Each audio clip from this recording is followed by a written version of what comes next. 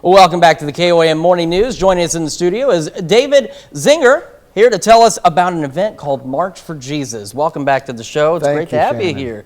So you were just telling me that the last time that this happened was in 1996. 1996. So that's been, I was telling you, I was about 9 years old, so it's been a while since that's happened. So first, tell me a little bit about what this is, because I understand this isn't just in Joplin. This is a global event. Yeah, actually in 1883 in Britain, there was a parliament issue with prostitution with kids from 12 to 16 years old. So 343,000 people signed a petition in Parliament that stopped prostitution. So from that, in the 1980s, late 1980s, there was this March for Jesus in Britain that they chose to do. Well, 15,000 people showed up. Wow. And it was a rainy day and everybody still showed up.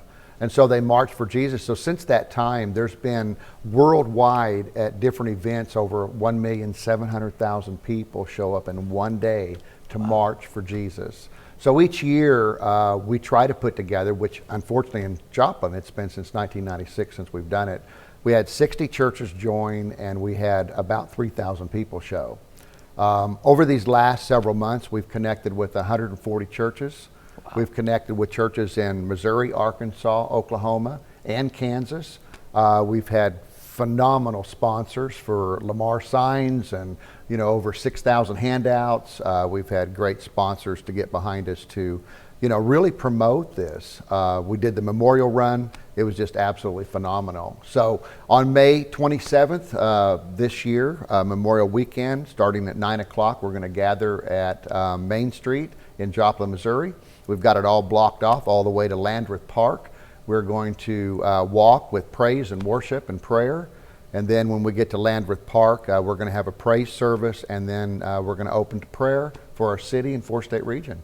It's just an excellent opportunity for folks to get together and as you say, get for that fellowship and maybe just get some prayers for themselves and issues they may be facing right now, because of course the last few years have been a little bit tough on some folks. It's been tough for all of us. We're going to have prayer tents. We're going to have baptismals. We've got different area pastors.